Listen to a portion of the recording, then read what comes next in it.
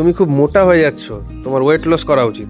Hello everyone, welcome back to my channel. আজ তোমাদের সাথে আমি একটা স্পেশাল ব্লগ শেয়ার করছি, যেটা বরমশাইয়ের মুখেই যেহেতু বরমশাই বলে দিয়েছে আমি মোটা হয়ে গেছি, তাই অবশ্যই এবার ওয়েট লসটা করতে হবে। যেটা ভেবেছি আমি 90 ডেজ করে দেখবো ওয়েটটা কতটা কমে।